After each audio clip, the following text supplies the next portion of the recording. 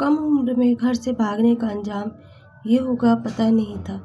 अस्सलाम वालेकुम my YouTube family, कैसे हैं आप सब? उम्मीद करती हूँ ठीक होंगे। मैं भी आप सबकी दुआओं के साथ में ठीक हूँ। बहुत ही छोटी उम्र थी और आस-पास के जितने भी हमारे पड़ोसी थे सबके यहाँ हमारा आना-जाना था। मैं भी जाया करती थी और बहुत अच्छा लगता था। उसी बीच में मुझे एक लड़के से प्यार हो गया। वो मेरे पड़ोस का ही था और ट्रक चलाया करता था। मुझे नहीं पता था ट्रक ड्राइवर कैसे होते हैं, बस कम उम्र में ही उसके बाप का इंतकाल हो गया था, तो इसकी वजह से वो अपने घर चलाने के लिए ट्रक चलाता था। ट्रक चलाते-चलाते नशे की आदत लग गई थी और इस तरह से उसकी ज़िंदगी में एक नशे ने अपनी जगह बना ली थी। मेरा अक्सर उनके घर आना-जाना होता था क्योंकि मैं स्कूल जाती, तो उसकी बहन मेरे साथ स्कूल जाया करती थी और वो जब भी मैं जाया करती तो वो उनके यहाँ पर गाने चलते रहा करते। कम उम्र में जब ऐसे कोई गाने सुनो ना तो पता नहीं क्यों एक अजीब-सी दिल के अंदर गुदगुदी सी होती है। मेरे भी दिल में हुआ करती थी और बस देखते ही देखते कुछ दिनों में मुझे मुझे उससे प्यार हो गया। अक्सर मैं बहाने-बहाने से उसके घर जाया करती और घंटों-घंटों गुज़ार दिया करती। अम्मी को भी बड़ा एतबार था। ये कह दिया करती थी कोई बात नहीं, क्योंकि उसके घर के अंदर सभी तो अम्मी के जान-पहचान वाले थे और अम्मी को ये पता ही नहीं रहता था कि उसकी ड्यूटी दिन की है या रात की। और मैं ज़्यादातर उससे कहती कि तुम है ना रात की ड्यूटी ले लिया करो, दिन में तो मैं कम से कम तुम्हें देख लूँगी। और इसी तरह से ना वो मेरी बात मानता और मैं भी उसकी बात मानती। जब मेरी 10वीं हो गई तो उसने कहा तुम पढ़ना आगे का बंद करो, मुझे अच्छा नहीं लगता, आधा दिन तो तुम्हारा स्कूल में निकल जाता है। मेरी इच्छा थी कि मैं 12वीं तक करूँ, फिर उसके आगे तक पढूँ, लेकिन उसने मुझे पढ़ने नहीं दिया। मैंने भी अपने आप को ऐसा करके दिखाया जैसे मेरा मन नहीं है पढ़ाई में और बस मेरा स्कूल वहाँ से छूट गया। घंटों-घंटों मैं उसके घर बैठती, कभी-कभी वो मुझे अपने साथ कहीं घुमाने ले जाता, क्योंकि सबको ये पता था कि मेरे आस-पास में सहेलियाँ हैं और घर का माहौल ऐसा था नहीं कि अम्मी मेरे ऊपर शक करती। एक दिन वो बोला हम कब तक इस तरह से मिलेंगे? चलो घरवालों से बात करते हैं और फिर उसके बाद में शादी कर लेते हैं। मैंने कहा कि मेरी अम्मी तो राज़ी नहीं होगी और मेरा तुम्हारे यहाँ आना-जाना भी बंद हो जाएगा। तो वो कहने लगा तो फिर इसका एक ही हल है कि हम दोनों घर से भाग जाते हैं। शादी करके फिर आ जाएँगे और फिर उसके बाद में सब मुझे कबूल कर लेंगे। मैंने कहा ये ठीक है, ऐसे कर लेते हैं। बस बहुत कम वक़्त में उसने ऐसे प्लानिंग बनाई कि मैं उसके साथ घर से भाग गई। ना तो मैंने ये सोचा कि मेरे माँ-बाप का क्या होगा, ना मैंने ये सोचा मेरा क्या होगा। और इसके साथ मैं घर से जब भागी ना तो मेरे पास कोई पैसे थे, ना ही मेरे पास फ़ोन था, क्योंकि घर के अंदर एक ही फ़ोन था जो अम्मी-अब्बू के पास रहता था। मेरे पास तो फ़ोन भी नहीं था। भागते वक़्त डर तो बहुत लग रहा था, लेकिन भरोसा ये था कि उसके घर वाले हमारे घर के पास में हैं और बहुत जल्द वो मुझे यहाँ ले आएगा। घर में किसी को पता भी नहीं था कि मेरा उसके साथ क्या ताल्लुकात हैं और ना ही मैंने भनक लगने दी थी। बस इस तरह से मैं उसके साथ भाग आई। वो मुझे अपने दोस्त के घर ले गया। कुछ दिन मैं उसके यहाँ रही, फिर मैंने कहा कि हम शादी कब करेंगे? तो उसने कहा कि कर लेंगे, अभी यहाँ पर हमारे पास कुछ भी चीज़ ऐसी नहीं है, आधार नहीं है, हर चीज़ लगती है। तुम तो जल्दबाज़ी में कुछ भी नहीं लाई। और वाक़ई में मैं कुछ भी नहीं लाई थी।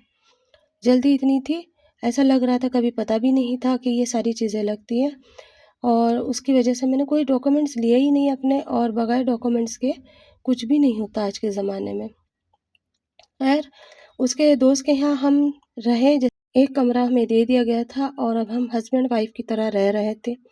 निकाह से पहले ये सब कुछ मेरे साथ हो रहा था, लेकिन अब मुझे डर भी लगने लगा था कि घर कब जाएँगे, निकाह भी नहीं हुआ और अब क्या होगा?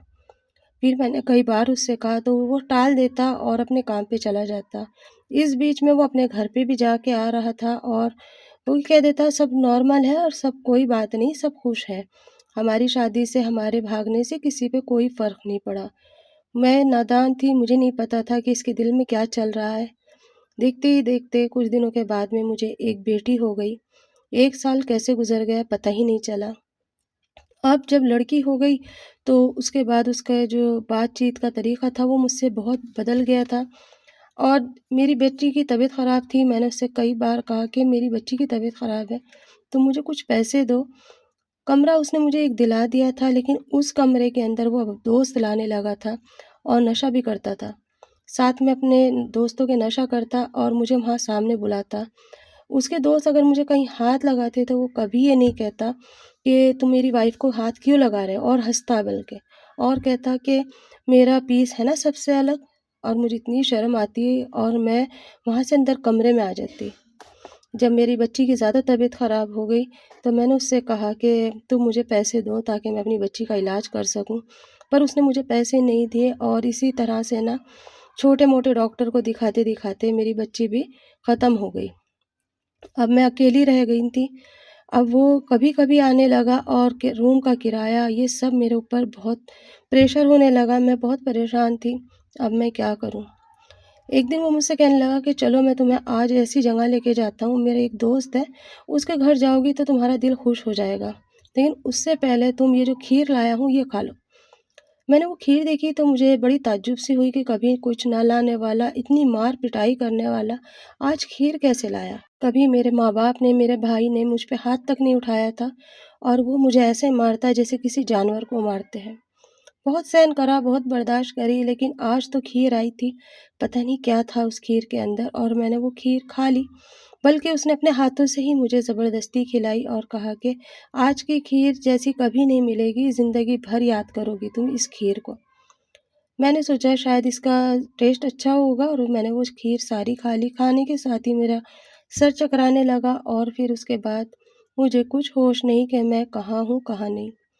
ہوش آیا تو اپنے آپ کو ایک کمرے میں بند پایا، جس کمرے کے اندر میں پڑی تھی وہاں 4 آدمی کھڑے تھے، اور وہ دیکھتے ہی میں بدحواس ہو گئی، لیکن نہ تو میرے پیر اٹھ رہے تھے، نہ میرے ہاتھ کام کر رہے تھے، نہ ہی مجھ سے اٹھا جا رہا تھا۔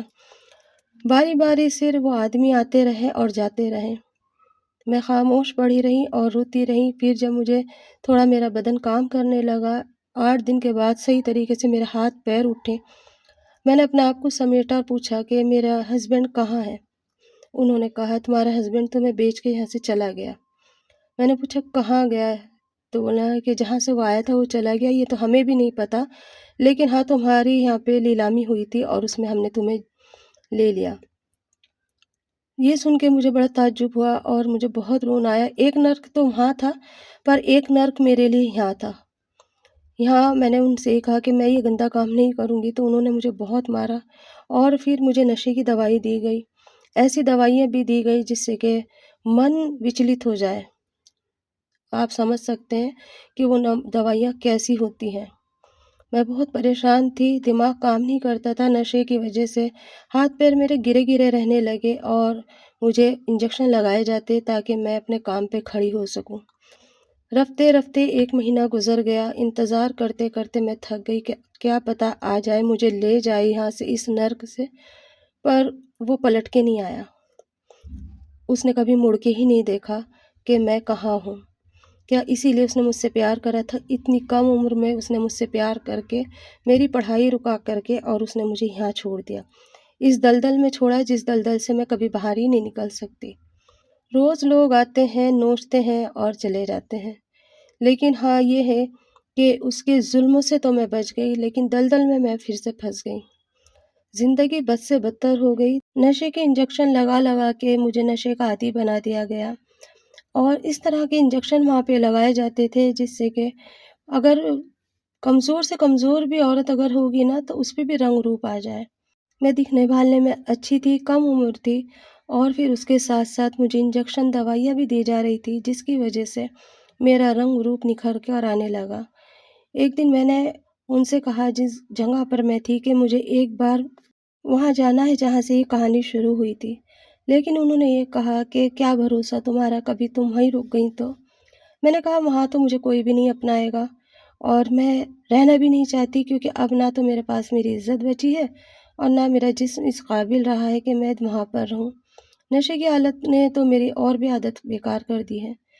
پتہ نہیں کیوں جو وہاں کی آنر تھی میرے اوپر ترس آیا، یا پتہ نہیں کیا بات تھی، اس نے مجھے کہا کہ ٹھیک ہے تم جا سکتی ہو، ہمارا آدمی تمہارے ساتھ جائے گا۔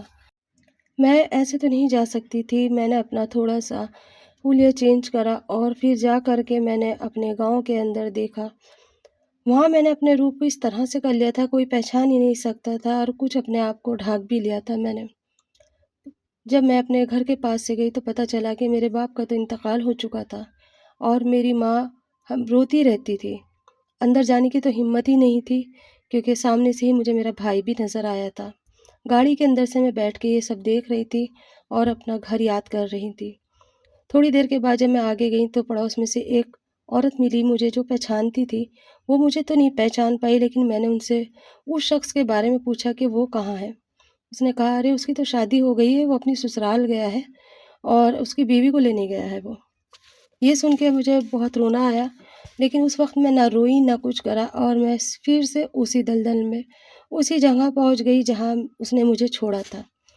یہ میری زندگی کس نے خراب کری؟ ایک تو میری کم عمر نے اور ایک میرے گھر والوں نے مجھے اتنی اجازت دے رکھی تھی کہ میں بے وقت کہیں بھی جا آ سکتی تھی۔ اتنا بھروسہ وہ کرتے تھے میرے اوپر۔ مجھے نہیں پتا تھا کہ ان کے بھروسے کو میں اس طرح سے توڑ دوں گی۔